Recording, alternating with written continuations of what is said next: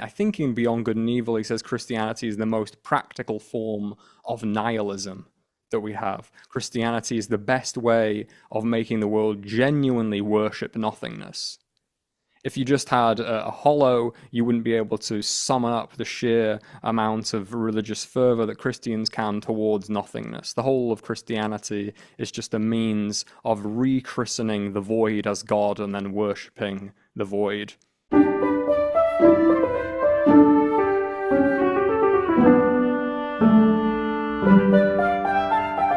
Solomon and Smith. Welcome to Solomon and Smith. I am Jack Truckenpedder. That's Milo Garner. Neither one of us is Solomon or Smith, but together we are Solomon and Smith. We're going to get onto Nietzsche later on this video. There's been a bit of controversy, a bit of dissent, which will not be tolerated for long here at Solomon and Smith. This is a totalitarian, top-down, boot stamping on a human face forever, this channel. So, it always was. It always was, but don't try our patience, monkey men.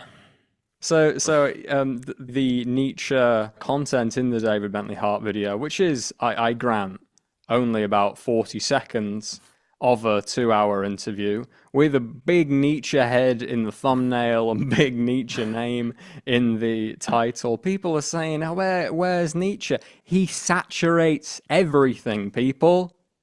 Everything. In the flesh and bones. I gave you guys a chance to watch videos about David reacting to evolutionary psychology, David reacting to Darwin. Did you take them? No.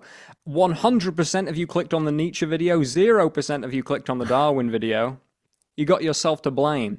But before we get to that, one particular commenter was very interested in what DBH means by saying that Chesterton's objection to Nazism was because Nazism was too Jewish. DBH is referring to an article Chesterton wrote, I think in 1933, which starts with one of the most amazing troll sentences in the world. Hitlerism is almost entirely of Jewish origin. And people are just confused what Chesterton meant by this.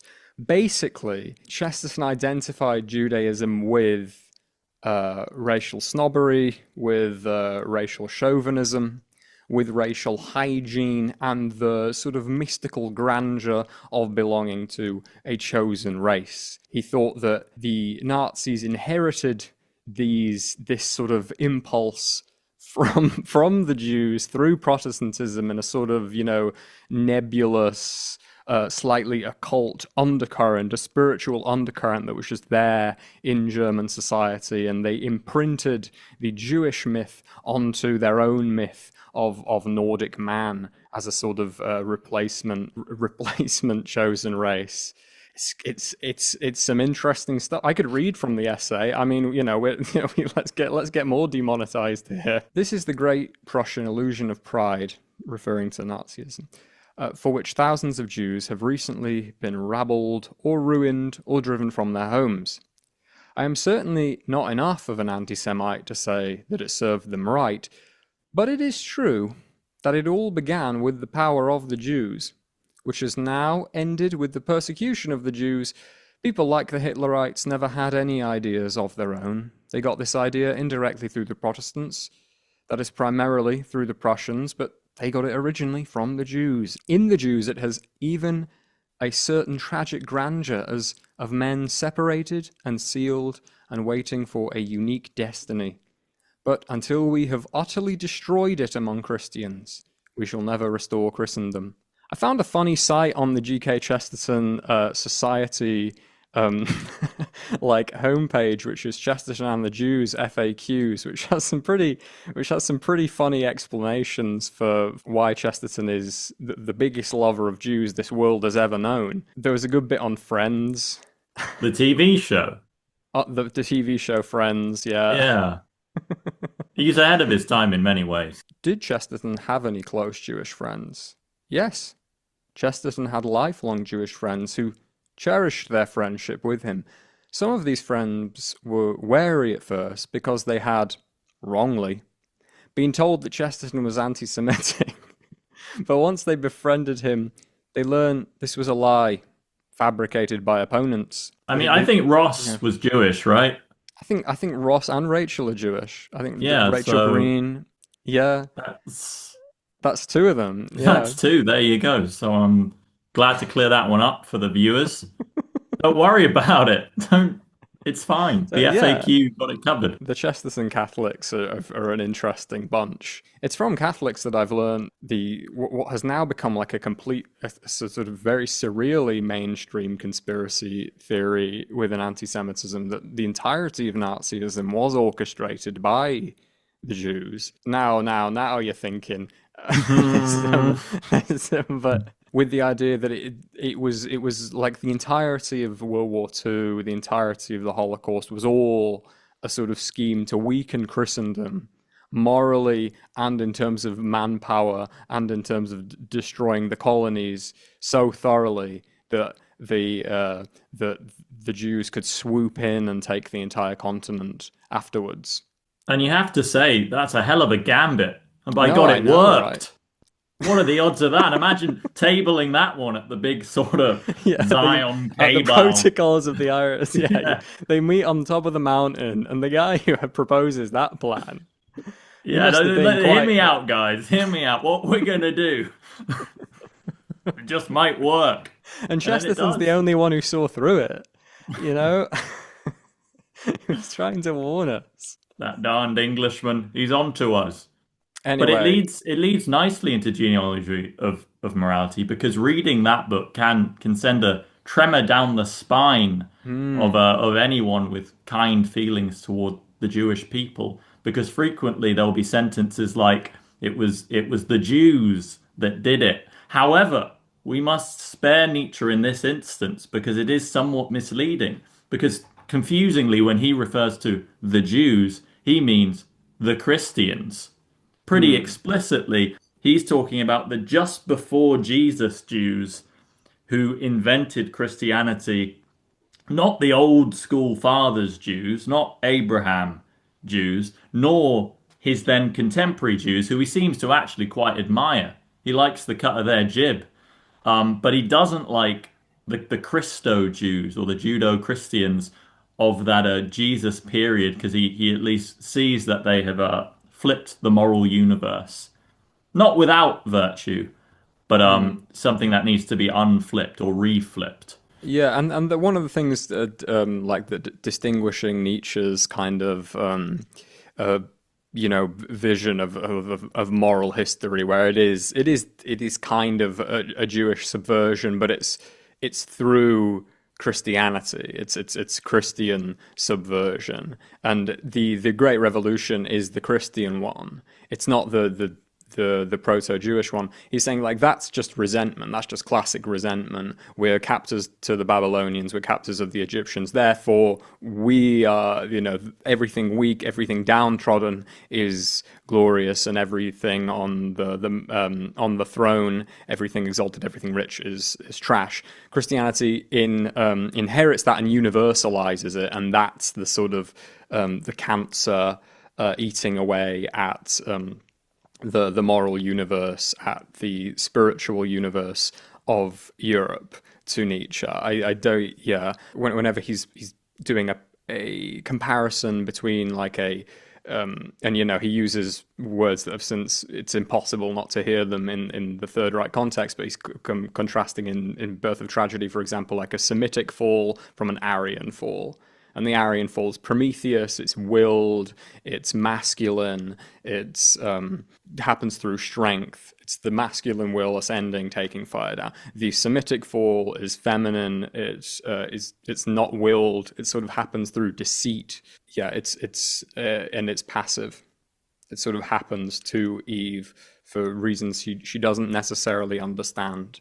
And this sort of thing is all over Nietzsche, but I think it is distinct in the kind of timbre from the classic anti-Semitism conspiracy culture at large in the 19th century and in our own time, where it is specifically the Jewish people and an occult conspiratorial group at the top that are steering world events. I don't think there's much of that in Nietzsche. It's all sort of subterranean spiritual subversion which has taken place through Christianity. And that's the thing that distinguishes him from Chesterton, for example. Like Chesterton, it's like Catholicism, Christendom couldn't be further apart from Judaism. Catholicism is, it's universal. All men are brothers. The Jews think like they're special and they're set apart. Completely diametrically opposed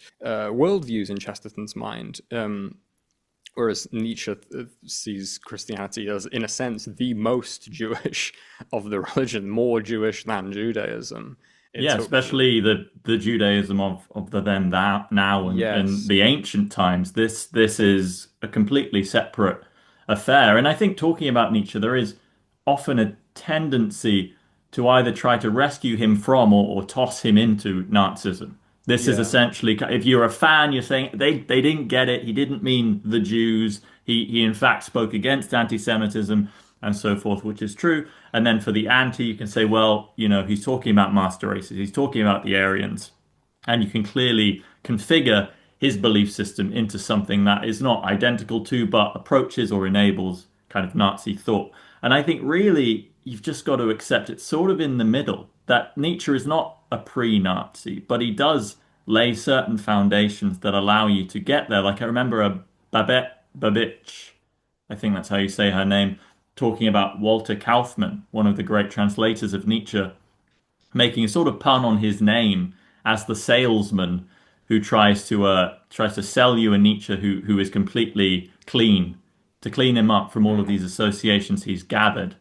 I think her argument was you can only really understand Nietzsche if you read him in the German, and that you might like Hollingdale and you might like Kaufmann, but you're getting a bit too much Kaufmann and Hollingdale when you read Nietzsche. But I think he's just this interesting axial point.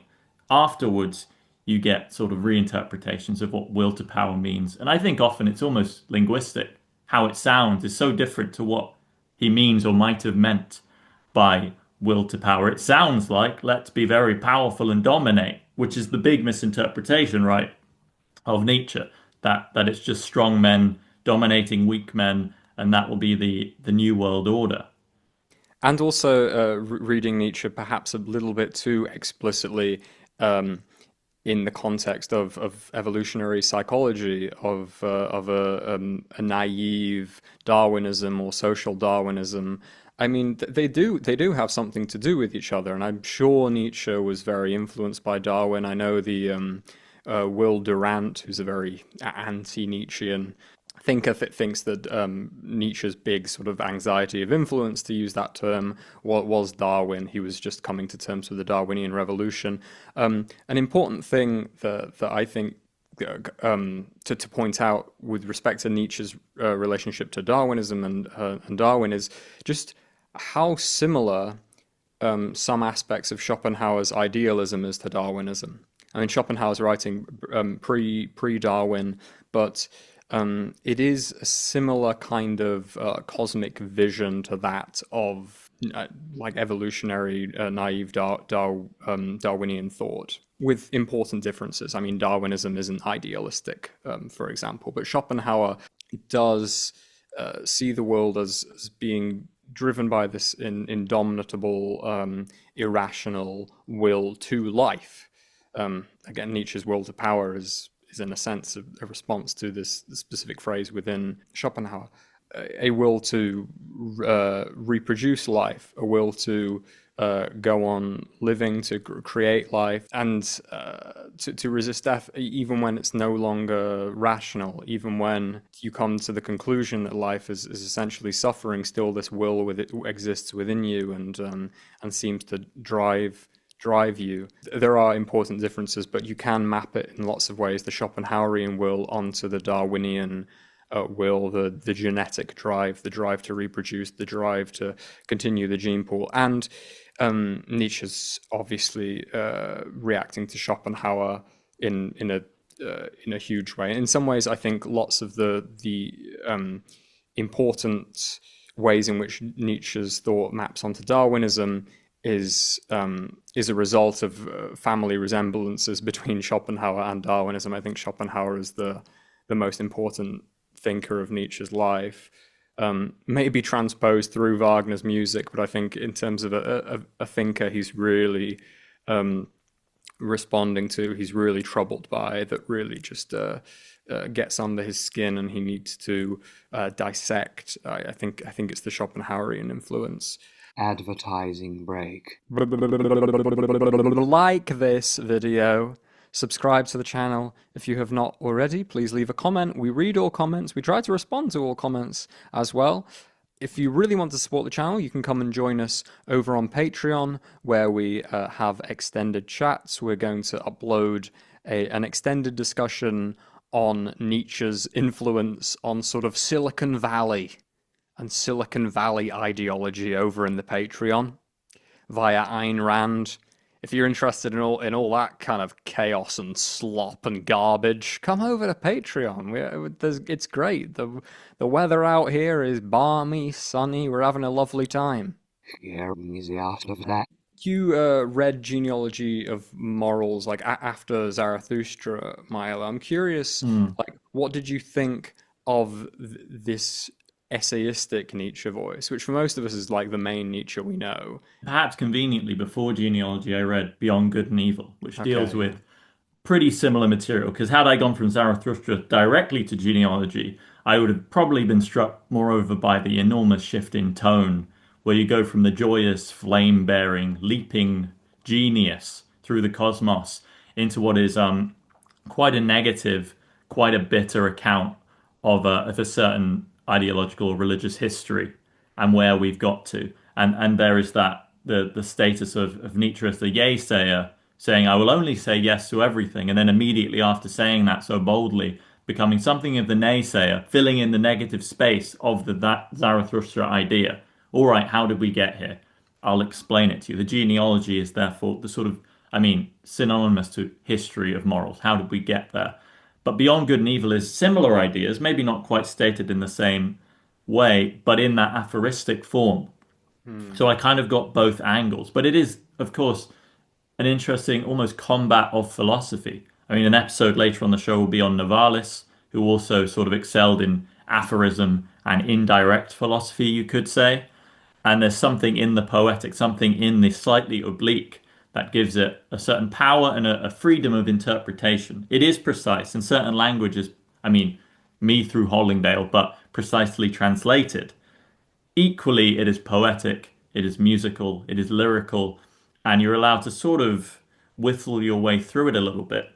When you encounter Nietzsche of the essay, and he's a very, very competent essayist, we're no longer really given this freedom of motion. We have to encounter a very precise and fairly well argued, if at times limited, account of the basis of his idea.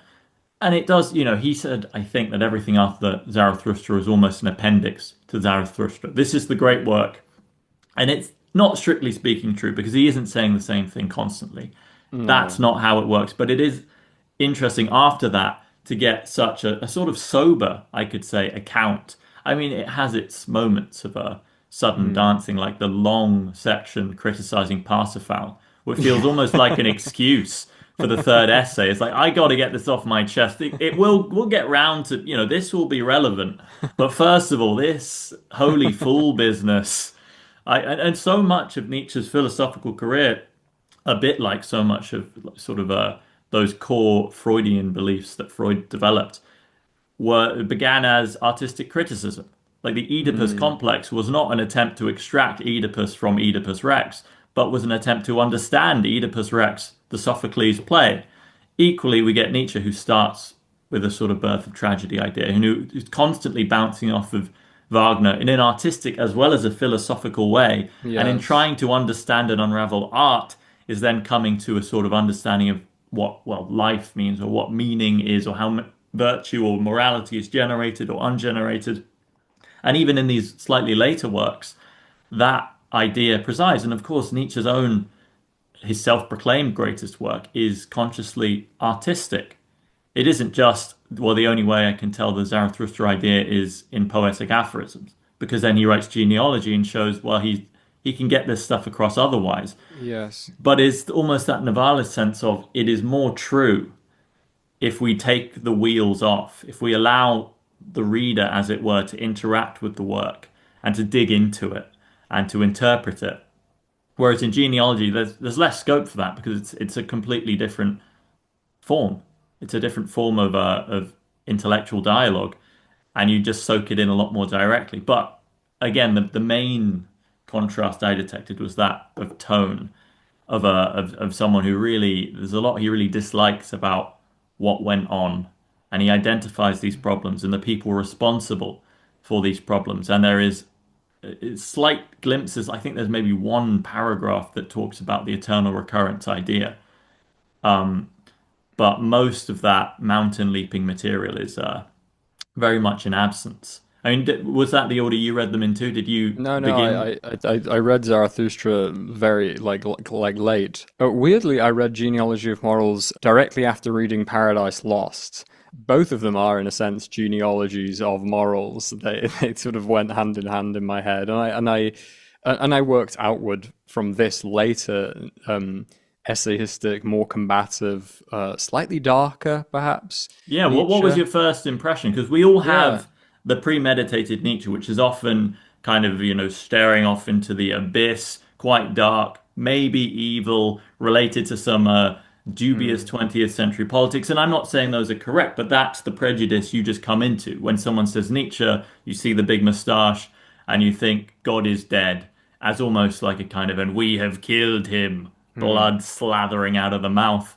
And I think reading genealogy with that in mind, not having touched the gay science or Zarathustra, you can bring that into it. You're not immediately freed from that prejudice because it is very negative. He does use the word master race quite a few times. He does Hmm. say the Jews, and without context, you might interpret that differently.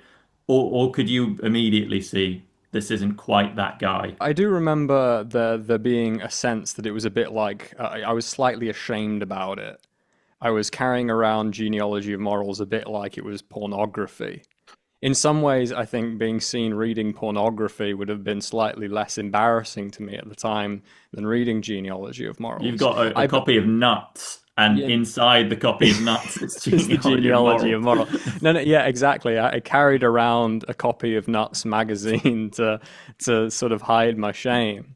And I sort of assumed that as soon as I read genealogy, they're gonna get me. They're gonna get me. The arguments are gonna be so good that I'm just gonna have no option. You know, like damn. The Jews did cause the Second World War. It'll just be like, that was what I was worried was going to happen. Just immediately, one sentence, immediately, I'm like, shit, how didn't I see that before? No, but I think that's some of the appeal to Nietzsche, especially to young men, that this is depraved and dirty and morally impure stuff. It's kind of funny in philosophy classes. Everyone's just interested in like Machiavelli's The Prince, Nietzsche and Sun Tzu, knowing it's left a fireball of corpses strewn in its path adds to its aura. Yeah, no one Um, wants to hear about John Rawls. Hey, we're no, doing a class on yeah, John Rawls. yeah, okay. I know, right? Beyond good and evil. Now sign Whoa, me up to that holy class. crap. Yeah, exactly. And even the sort of the late, the postmodern versions of Nietzsche, they don't feel anywhere near as juicily and sexually depraved. Like Foucault. Look at him. Just look at a photo of him. Maybe an appeal to Nietzsche is that he is, in fact, not that technical. And Even then, in genealogy, he's yeah. not that technical. But in Foucault, you've got to really dive in. You've got to get the big French words into your skull. Whereas Nietzsche does allow you to just kind of bathe in the language and to Yeah. not fully comprehend it, but you're not in like Hegel systems trying to figure Yeah. out what do you if okay, so this is our and then the second, No, there's which very oh, little if A then B in hmm, Nietzsche. And when I eventually realized it wasn't going to completely corrupt me, or if it was going to corrupt me, it was going to do it in a slightly cool way, immediately just got kind of drunk on um the sheer volume of this voice. I love this exclamation mark laden average Nietzsche page. As we were saying in the Mark Bowles interview a little bit, the voice of Nietzsche is in some ways more important to me than the ideas, as much as they proceed from the voice. But there's just this very specific, strange sense of humor and intensity and urgency that once you've really experienced it is quite the joy. It really fills you with energy, and is very good at making you think for yourself. He is very good at being combative in a way that inspires curiosity, Yeah, inspires. fundamentally provocative, but in the sense you are provoked. You Yeah, yeah, think, you no. respond, you hang on. You don't just soak it in necessarily, but you actually he says something so outrageous. And the point is, because there are lots of people who look into the titles of Nietzsche, like Genealogy of Morals. Why do you not call it the History of Morals? Well, part of the reason is it's just a better title. All of his books have these amazing titles: Beyond Good and Evil, Thus Spoke Zarathustra. It's not just Yeah. that's what it's going to be called. He's actually targeting this great title that will bring you. Obviously, didn't work in the time because no one read his books, but now we are very kind of allured ecce homo, like all of these big declarative titles. And then he has in aphorisms, he does similar things. Like early in Beyond Good and Evil, he essentially undoes all of moral philosophy by saying that the conclusion precedes the argument, and that someone has decided what is good or holy and is doing a lot of arithmetic in the kind of Socratic sense to figure out how we get there. But it's all a preconceived notion. So just by Yeah. saying, and he doesn't really argue it very strongly in a philosophical sense, more in just a conviction. I believe that Plato already had a conception of justice, and he was working his way backwards from that. He doesn't give us a massive sort of a, Hegelian argument for it. He just says it in a very profound and pronounced way and leaves you with it. And that's the benefit of the aphorism is, okay, next aphorism. That was one paragraph. Do with it what you will. And you sort of squiggles your brain up. And I think Nietzsche, in context, is responding to what is maybe the great hollowing of moral philosophy, of metaphysics. Because over the sort of century or two before Nietzsche, we had all of these developments. Like for a long time, there was a sense of the monotheistic metaphysics in which sort of all morality is determined from this either sort of suffusing or independent Godhead, but there's this very Aristotelian view. It isn't that, oh, there's a God out there who made the universe and then, did something else, which is kind of almost deist or the sort of process theodicy. But later, we get these ideas of the kind of mechanical God, of the God of things. We get idealism. We get this entirely new version of metaphysics. But we maintain that much older version of morality. And we use the new metaphysics as it exists to explain the old morality. But there's a little bit of a gap that is starting to grow between the two. We still agree with all the medieval guys about right and wrong and how that's composed, but we completely disagree with their sort of mechanism, or maybe not completely, but somewhat. So that's a sense of hollowing. Deism versus sort of high Catholicism, but we're working with similar moral outcomes, fine. Then you get Darwin.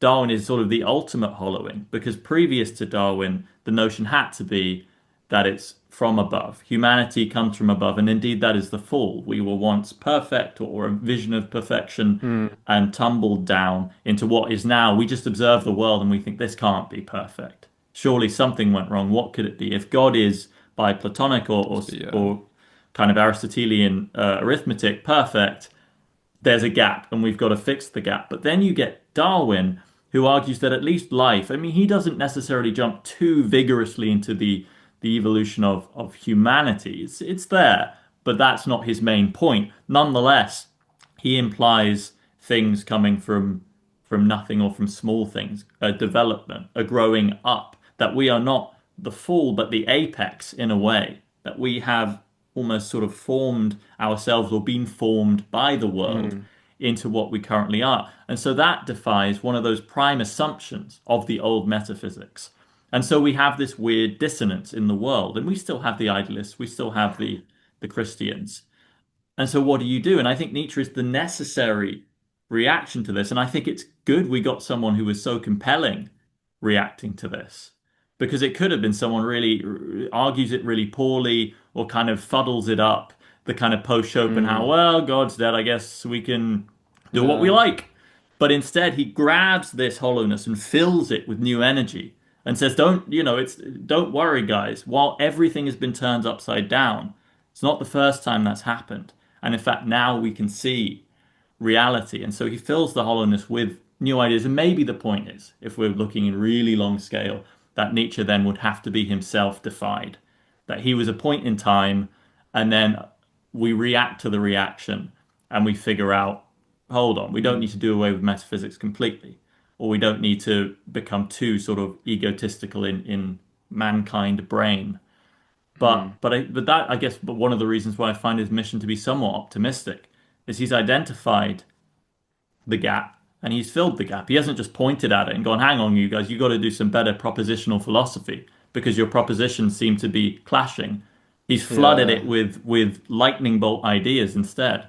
I think one of the things that disturbs Nietzsche most about Schopenhauer is the kind of personality, the kind of outlook, the kind of energy his ideas produced in the man. He didn't like this despairing, this disease, this life-denying attitude that sort of came out of a belief that there's this cancerous will that's against our true desires. Therefore, we must turn away from this will. We must turn away from life. Nietzsche finds that really disturbing and just wants more will, more life. You need to just will for a life beyond life. I find it funny reading Nietzsche in German just how many puns there are. The most famous maybe is in Zarathustra, when Zarathustra hears someone say, you must love your neighbor, and Zarathustra responds, you must love the one who is furthest from you. Works better in German. It's Nächstenliebe is the word for like love of neighbor or love of those next to you. Nächstenliebe, love of the next one. And he turns on its head into Fernsten Liebe, a single word meaning like love of the distance, love that which is furthest away from you, furthest possible. And I don't think Nietzsche's thinking about that in a systematic way, even slightly. In fact, I think the pun probably preceded the idea. I think he probably had the pun and then the idea came afterwards. And Hollingdale does his best to replicate these, but it's an interesting notion how much of Nietzsche is driven by the artistic sense and by the language and by the wordplay, because it's a lot of word. It's not just the odd one. Even in the English translation I've read, it's suffused with all these kinds of these plays and these puns and these alliterations and such.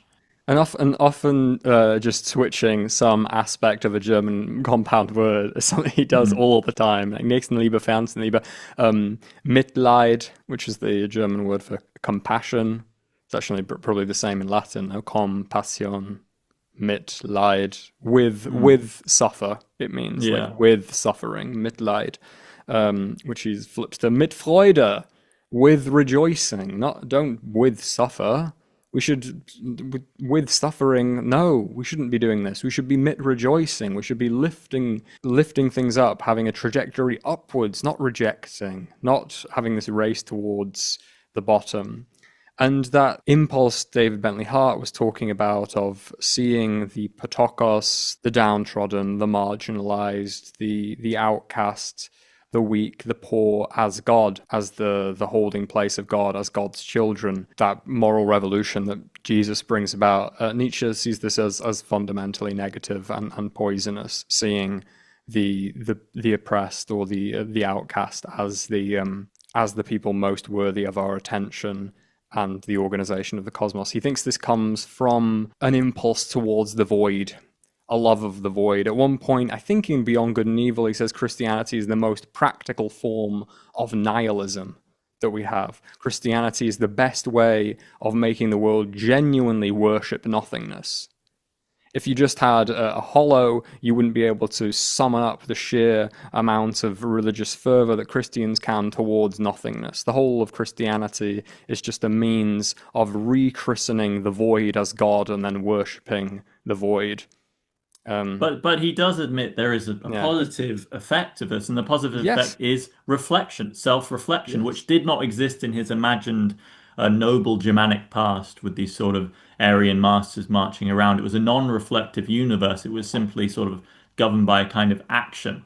And in genealogy, he goes to great lengths to explain how all words for virtue etymologically lead back to words for just strength or nobility or strong man, things Hmm. like this, rather than this more advanced concept of morality. But it's a curious thing because, of course, in that case, much like Milton, much like many theists, but seeing the fall, the flip of Christianity, not as an entirely negative thing to be reversed, but part of the process. So it did reveal to us this capacity for inward looking. And really, to be fair, he's not completely talking about Christianity there. He's also talking about Socratic philosophy. He likes Yeah. the pre-Socratics. Socrates is maybe the first fall, at least philosophically speaking. That's when philosophy started getting whippy-whoopy. And then Christianity is the true moral revolution, but the two are combined. And it's in the third essay about asceticism, where he has strong notions on asceticism, but also says to be a philosopher, you must be one. You must be an ascetic. And it was invented after this original glorious Germanic, not necessarily Germanic, but in the European, sort of North European Well, context, and Germanic Nietzsche, age. Nietzsche sees the Germanic sort of spirit as being in continuum with the Greek Yeah, I mean, it's just philologists. because he also has, I mean, yeah, with philology and just with the racial spread, but he's talking about Europe. So then he's just talking Mm, about his understanding of mm. Europe's racial history. But it's an interesting asterisk just on the point because reading about the master race and the Aryans, it does, it sends a shiver up the spine. But then Nietzsche isn't too concerned with restoring the racial past and enabling racial science, as far as I'm concerned, because he says they've already mixed. The people of Europe, whatever they were, the Celts or Mm. the pre-Celts and the Germanics, are completely mixed together now. I can no longer distinguish them. And at least in genealogy, he doesn't say, and that's a big problem. He just says, and that's that. We move forward. This isn't what it's about. So equally, one can see how the seed of such an idea could be born from reading these books. You can't just say, well, you misunderstood it. It's floating around, but we can say, at least insofar as these books we're talking about, that it wasn't one of Nietzsche's concerns. That he isn't particularly about restoring racial purity. There's something more important going on, and more crucial maybe to his idea. I should point out the term you used, whippy whoopy, is Hollingdale's translation of the German Wippenwupen, for anyone who's Yeah, wants to it's look that he up. did a good job on that one, I think. Yeah, Wiepenwupen. It's a tricky one. It's one that translators, they bang their head against the wall. Yeah, I think in the Kaufman translation, it's like tending toward disorder. I don't I think that get really. it, I I get get it. it, but it doesn't capture the sort of poetry of Wippenwupend. Yeah, Yeah. no, I agree with that. There's a good, and this is going back to your Schopenhauer point, but there's a good subcategory in the Wikipedia page for hard determinism, which is something like psychological effects of belief in hard determinism, which is very interesting, of course, because believing that things are determined suddenly changes your moral decision making, Yes. which you could get around in many ways. But it's that consequence first thinking that so if Schopenhauerian beliefs make everyone miserable in cave dwelling, terrified little sort of deer, maybe we then reverse engineer what idea led to this behavior.